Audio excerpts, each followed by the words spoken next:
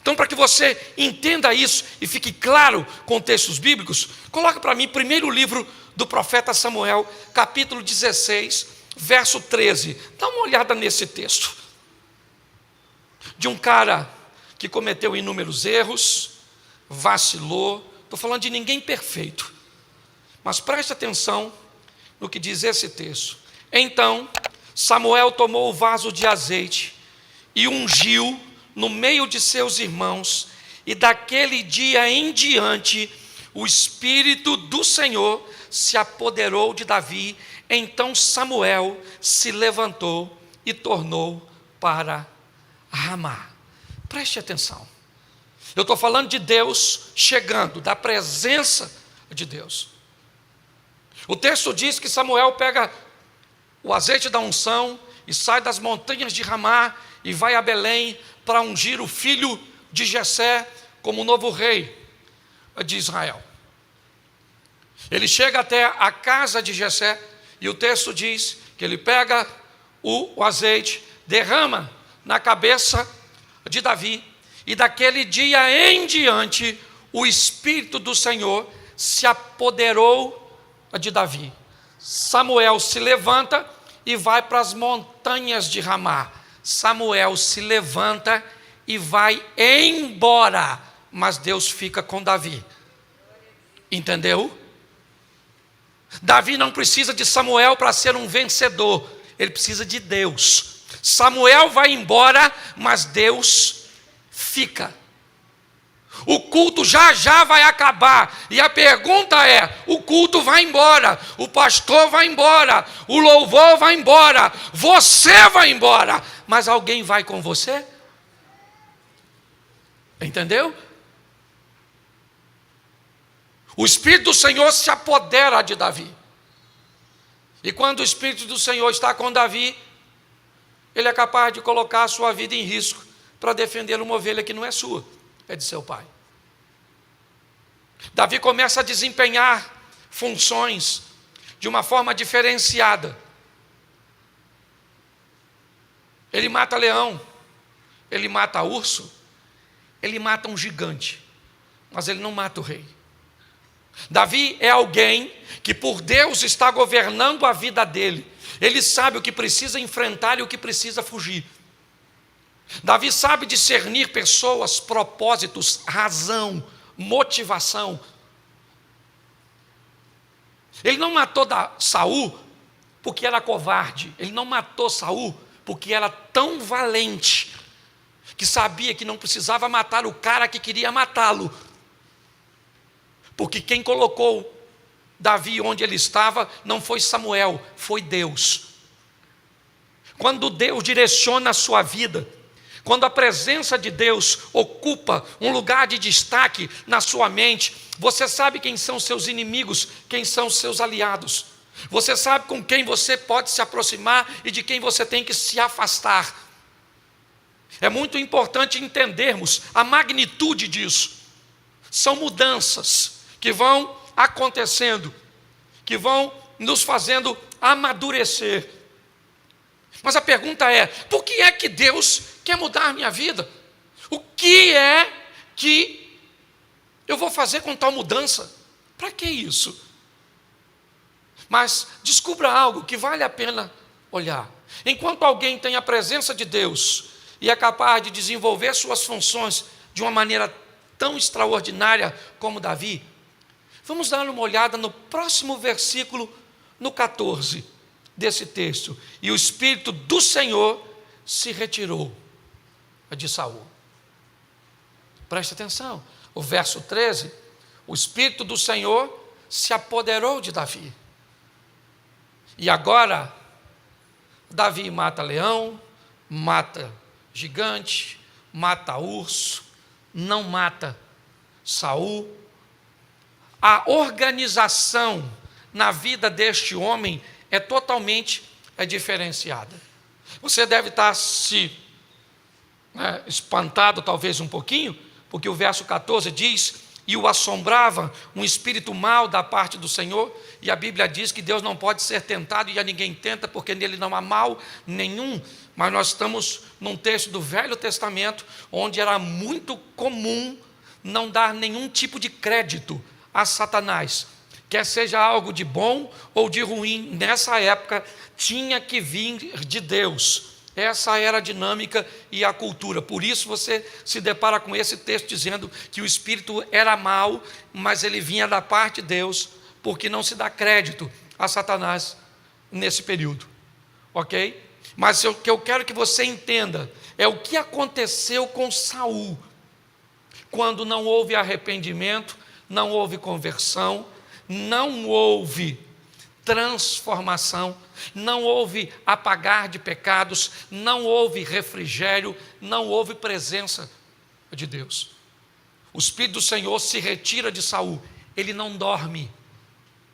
O Espírito do Senhor se retira de Saul, ele fica com uma visão de conspiração horrorosa.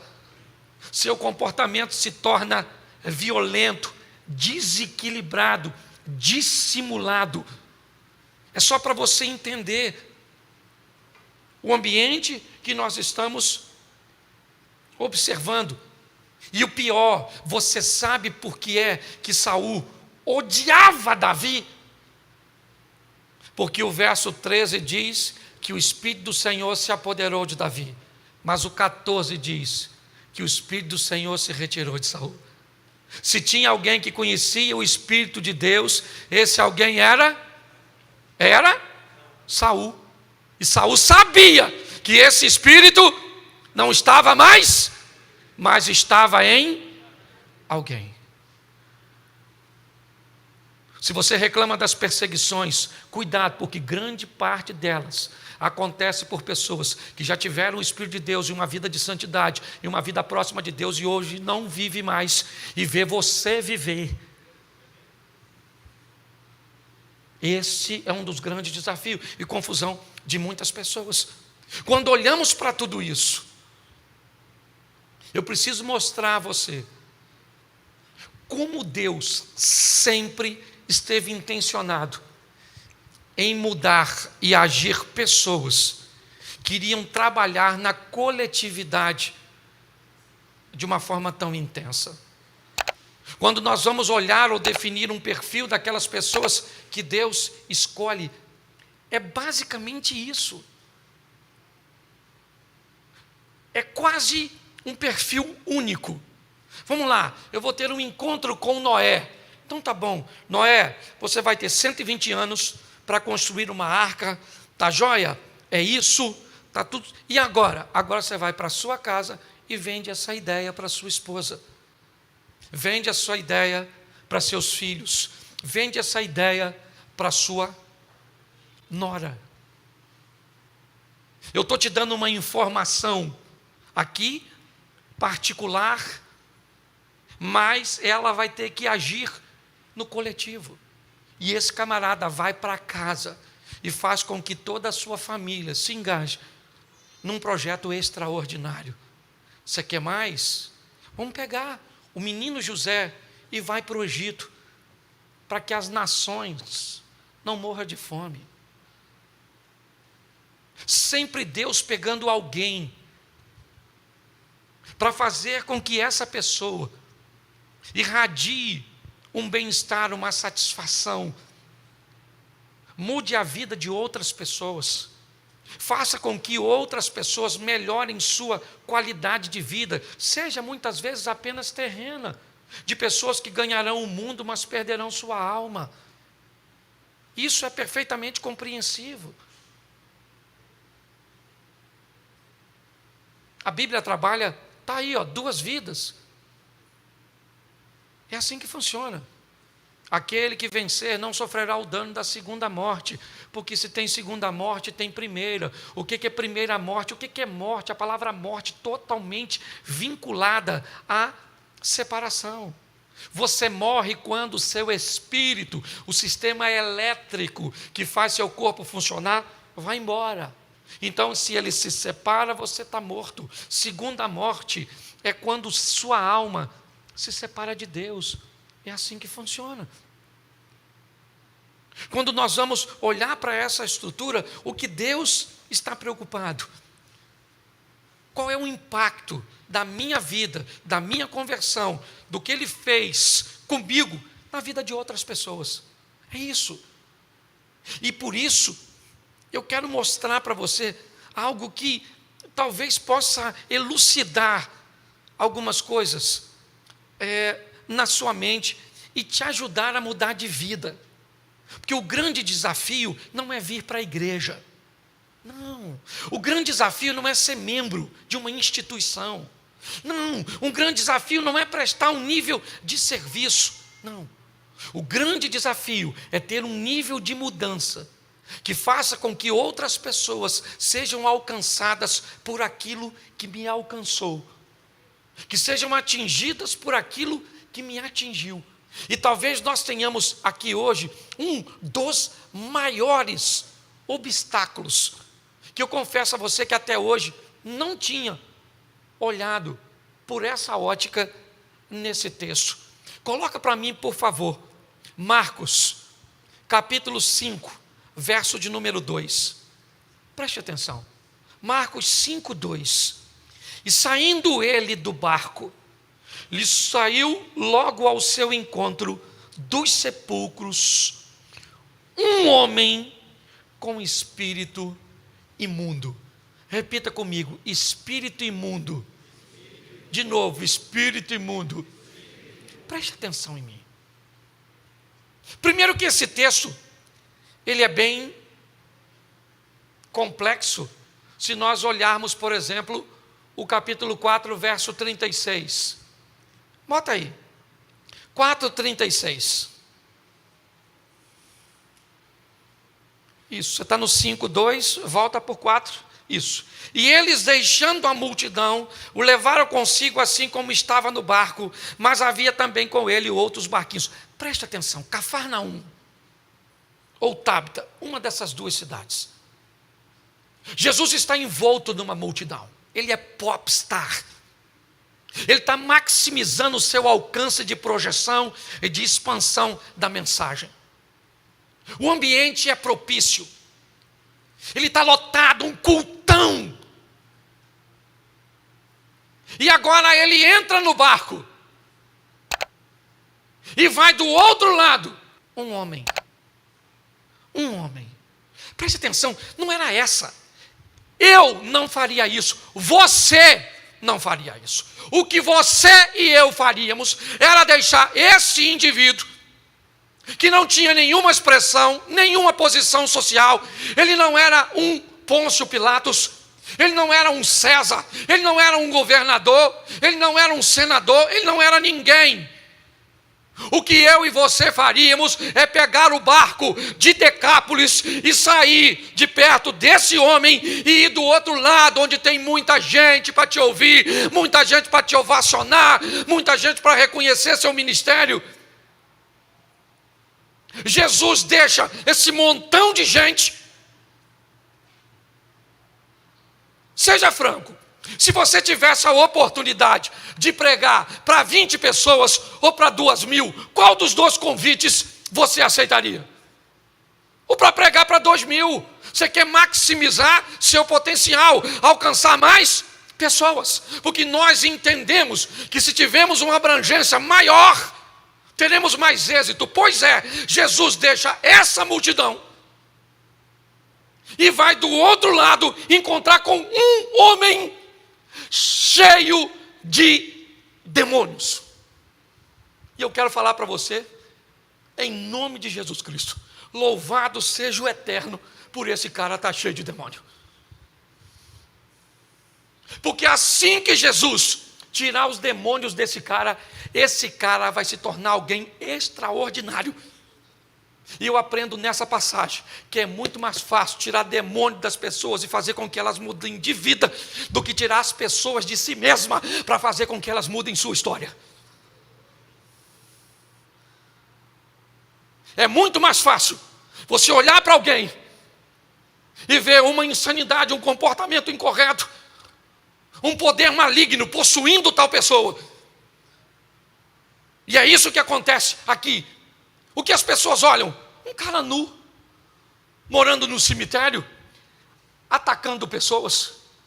Um nada. É isso que ele é. Ele é um ninguém. O problema é que Jesus não está olhando para quem ele é. Jesus está olhando para quem ele pode ser, se for alcançado pelo poder que ele tem. Você está entendendo? O que as pessoas falam a seu respeito, o que elas pensam a seu respeito, não é nada diante do que Deus sabe que pode fazer através da sua vida. Mas você sabe qual é o grande problema nosso? É que nós não temos demônio. O que nós temos é ego. O que nós temos é uma postura que faz com que o poder de Deus não consiga se manifestar. Ele não consegue fluir. Ele não consegue se desenvolver. Porque quando Jesus chega, o que esse cara tem? Ele tem espíritos malignos. Ele está nu. Ele está todo machucado. Ele está ferido. É isso.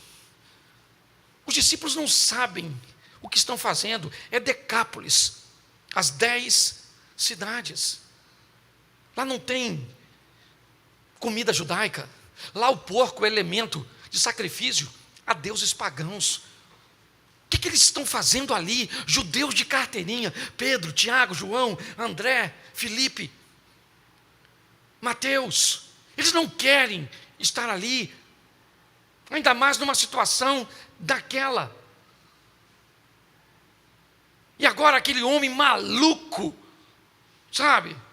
Pô, a gente podia estar do outro lado, Cafarnaum, a casa da sogra de Pedro, lugares para fazermos uma refeição, para sermos bem recebidos. O que é que nós estamos fazendo aqui? Nós estamos aqui para mudar gente.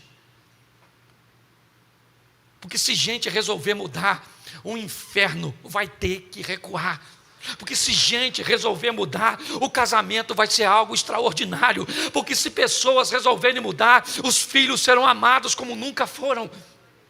Porque se pessoas quiserem mudar, a igreja vai se tornar o que precisa ser. Um campo de transformação. E é nesse ambiente que Jesus chega, contrariando as expectativas. Porque ele é assim.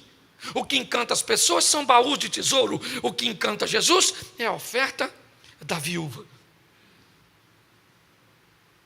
Por isso que é difícil conviver. Os meus pensamentos não são os vossos pensamentos, os meus caminhos não são os vossos caminhos, e eu não vejo como você vê. Como é que nós vamos andar com alguém que pensa, vê e reage diferente de nós? Alguém vai ter que mudar, a mudança vai ter que acontecer. Mas sabe qual é o problema? Tem alguém esperando você mudar. Tem alguém esperando que algo aconteça com você.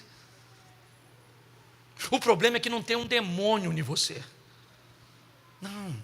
Se fosse um demônio, nós faríamos um exorcismo. Se fosse um demônio, seria muito mais fácil. Porque foi o demônio que roubou a sua santidade. Foi o demônio que roubou a sua vontade de estudar. Foi o demônio que se apoderou da sua vida e agora ele subjugou você. Pois é, se ele for embora, você estava nu e vai se vestir. Se ele for embora, você estava insano e agora vai viver uma vida tranquila. O problema é que quando não tem o demônio. O problema é que quando quem está aqui dentro é o Cláudio.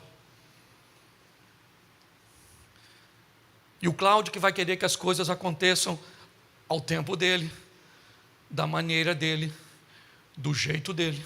E se não acontecer, o Cláudio vai fazer como Sara, arrumar uma maneira para que o que eu quero se materialize. Então eu arrumo um subterfúgio para criar uma maneira. Por quê?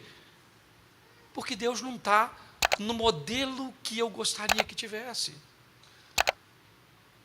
Você já ouviu dizer que o demônio tomou o coração da Sara? Não tinha demônio na Sara. O que tinha era uma Sara que não estava satisfeita com o que Deus estava fazendo. O grande desafio, na verdade, é só esse. É porque eu e você descobrimos que o modelo que Deus criou não é dos melhores, ele não me agrada muito, então ele vai entrar em choque com o que eu quero, ou com o que eu vou fazer. Quando não tem isso, como é que é seu nome? Ah, o meu nome é Legião, porque nós somos um montão. Ok, sai dele agora. Sai dele agora. Acabou. Eu vim aqui para expulsar você da vida dele, porque é você que está estragando a vida dele. Vai embora agora e acabou. Pronto. E agora? Agora eu estou nu. Caraca, eu estou nu. Arruma uma roupa para ele aí, porque ele está arrependido de estar nu. Agora ele está vestido. Agora ele se senta e vai bater um papo e vai conversar. E agora ele está aqui. Bom, tá joia. Mas para ele estar desse jeito, o que aconteceu? 2.000 porcos morreram. Bom, aí tem problema. Porque como é que esse camarada está legal? Eu não quero saber se ele está legal, eu quero saber cadê os porcos. Por quê? Porque bicho vale mais do que pessoa. Porque planta vale mais do que pessoas. Sim, com todo respeito, eu não uso um sapato numa pele de um animal, mas eu sou a favor do aborto.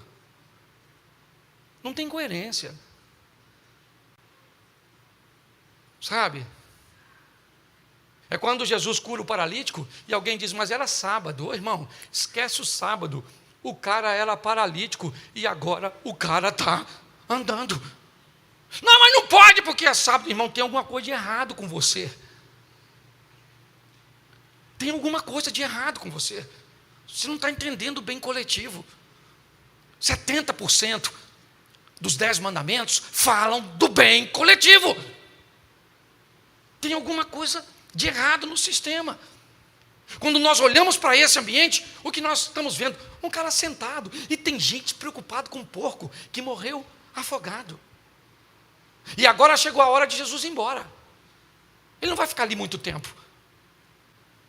Ele vai embora. E quando ele vai embora, o ex-endemoniado, o outrora endemoniado, o outrora nu, chama Jesus e diz, eu preciso que o Senhor me leve. Eu preciso ir com o Senhor. Não faz sentido eu continuar desse lado. Deixa eu entrar nesse barco e ir contigo. Deixa. Me permita. Jesus disse, não. Você não vai comigo. Porque na minha equipe, eu não tenho ninguém capaz de ficar desse lado. Eu não tenho. Todo mundo que eu tenho aqui é preconceituoso o suficiente para achar que o povo daqui não merece salvação. Então eu vim aqui, enfrentei uma tempestade, a incredulidade dos meus discípulos, a incompreensão do dono dos porcos e todo esse furdunço que está instaurado, porque eu vi em você um potencial que ninguém viu. Porque eu sabia que a única coisa que você tinha era demônio. Mas sem demônio, você conseguiria fazer uma entrega total e não parcial. E não abrir uma concessão. Então, vá para a sua casa, vá para os seus e mostre para eles. Marcos 5:20. Marcos 5, verso 20. E ele foi e começou a anunciar em Decápolis quão grandes coisas Jesus lhe fizera, e todos se maravilharam. Você sabe por quê? Porque depois dessa ocasião, ele nunca mais andou pelado. Você sabe por quê? Porque depois dessa ocasião, ele nunca mais atacou ninguém. Você sabe por quê? Porque depois dessa ocasião, ele se tornou um cidadão capaz de conviver de uma forma satisfatória na sociedade. Esse camarada não foi respeitado porque falava língua estranha. Não estou desmerecendo os dons. Eu só estou dizendo que o que fez esse cara impressionar uma cidade pagã foi a mudança que ele conseguiu viver quando o demônio saiu e Jesus entrou. Você sabe, e eu falo isso com muito pesar e me colocando, o grande problema é que nós não temos demônio. O que tem é alguém dentro de nós, cerceando, limitando, estabelecendo fronteiras, dizendo que nível de ocupação é que vai acontecer. Até aqui o senhor pode ir, até aqui o senhor vai, ó, no meu dinheiro o senhor só vai até aqui, no meu temperamento o senhor só vai até aqui, na minha rede social o senhor só vai até aqui, o senhor, aqui eu estabeleço os limites. Eu gosto desse negócio de brincar de igreja, eu gosto de ir lá, eu gosto de ver. E o que tem nesse cara? Um demônio? Não, o que tem é ele, o que tem é ela. Aí ela vai postar um nude,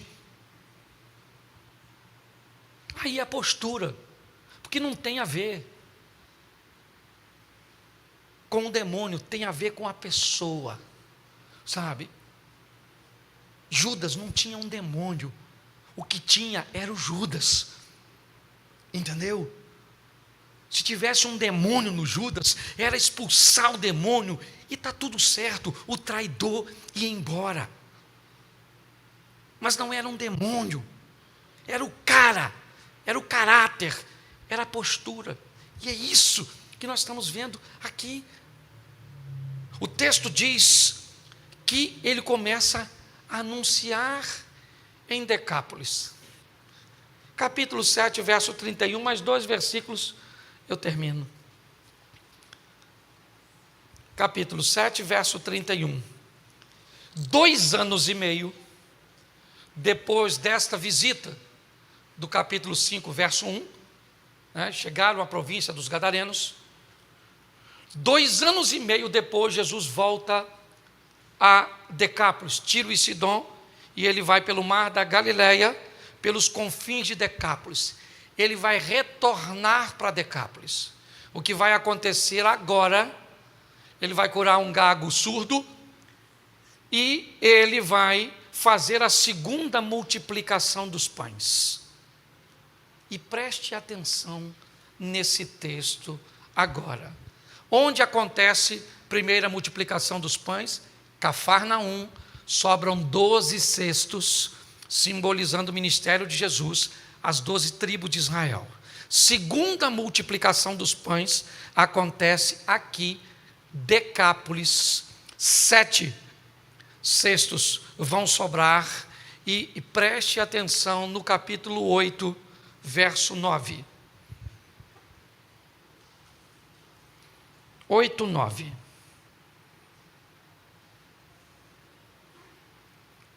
Lê para mim.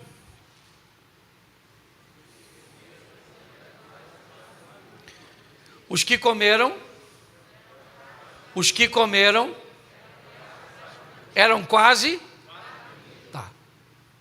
Há 2 anos e meio atrás, aproximadamente, Jesus atraca seu barco em Decápolis para ter um encontro com um cara que andava nu, atacava pessoas e era considerado louco. 2 anos e meio depois do encontro, Jesus volta para Decápolis, encontra 4.000 homens, sem falar mulheres e crianças, interessadíssimo em ouvir o que Jesus tinha a dizer.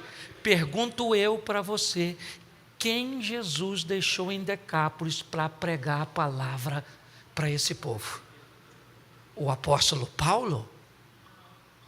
O profeta Elias? Não. Um cara que ninguém dava nada por ele. Você sabe o que é mais interessante de tudo isso? É que, como nós não temos demônio, a gente pensa que vai o pastor falar agora no fechamento da palavra que eu tenho que ser um evangelista, que eu tenho que mudar a vida das pessoas, que eu. Não vou fazer nada nesse negócio. Pois é, muito legal. Por que isso? Porque a mensagem é para todo mundo, mas não é para todos. Uma multidão. O Bartimeu fica curado. Uma multidão. Jesus falou, alguém me tocou. Alguém me tocou. Pedro falou, o senhor não está entendendo, Jesus. O senhor não está entendendo. Jesus, acorda. Isso está um furdunço danado. Está todo mundo tocando no Senhor. Ele disse, não, você não está entendendo. É você que não está entendendo. Eu não estou falando de todo mundo que está me tocando. Eu estou dizendo que no meio de todo mundo que está me tocando, tem alguém fazendo algo diferente do que todo mundo. E é essa pessoa que eu estou procurando. Então deixa eu falar uma coisa para você. Se daqui sair um, hoje, rapaz, eu vou mudar esse trem lá na minha casa agora. O senhor não vai comigo, igual o Samuel não foi com Davi. Mas Deus vai. Você pode chegar lá na sua casa e dar um choque de ordem. Fala assim, eu nem sei se tem demônio. E talvez até tenha. Naquele que vos fala. Mas em nome de Jesus. Hoje está na hora da gente mudar alguma coisa, para mudar alguma coisa na vida dos outros. Porque eu vou falar para você, esse negócio de ser os crentezinhos que às vezes nós somos. Não, vamos fazer uma oração, meu Deus. No meio da oração a gente nem sabe como é que começou. Eu não sei se você é assim. Às vezes eu levo um tempinho só para repreender da minha oração. Acontece com você não? Às vezes eu vou orar, Senhor. Vou acordar cedo amanhã, Senhor. Eu falei, não é isso, não. Eu ia falar outra coisa, vamos começar de novo essa oração. Senhor, em nome de Jesus, eu vim falar contigo. Que hora será que é agora, que eu nem sei ainda? Vontade de olhar o celular. Acontece isso com você ou não? É só comigo, assim? Porque às vezes eu fico pensando, e olha que eu nem tenho demônio. Pelo menos eu acho que não tem. O pior sou eu. Então eu preciso que você saia daqui hoje decidido a cometer um homicídio, a matar você. E deixa eu falar uma coisa para você, você não morre com facada, você não morre com tiro, você morre com inanição. Para de dar comida para você, para de alimentar essa carne nossa. Você pode ficar de pé agora? Vamos mudar. Não é para ter uma mudança? Quem é que acha que pode mudar? Nossa, gente. Uns 10%. Mudar é um grande desafio. Porque vai tirar você e eu do nosso conforto. O legal é continuar do jeito que nós estamos. Mas isso não muda a vida de ninguém. Sai daqui hoje para mudar a vida de outras pessoas. Faça como esse homem. E ele fez jus ao que Jesus fez por ele. Feche seus olhos neste momento. Eu quero orar. Senhor nosso Deus, às vezes somos tão bons com as palavras, ó Deus. Somos excelentes conselheiros. Somos altamente qualificados a dizer como as outras pessoas devem proceder, como devem agir, como devem fazer. Mas temos grandes dificuldades, ó Deus, de vivenciarmos a tão sonhada conversão, a mudança que pode levar a nossa vida para um novo nível de intimidade para contigo. Que nessa noite possamos receber de Ti forças para tomarmos esta decisão, que possam melhorar o nosso casamento, que possa melhorar os nossos negócios, que possa melhorar a nossa família, a nossa caminhada de fé. Continua conosco, Senhor, porque dependemos de Ti.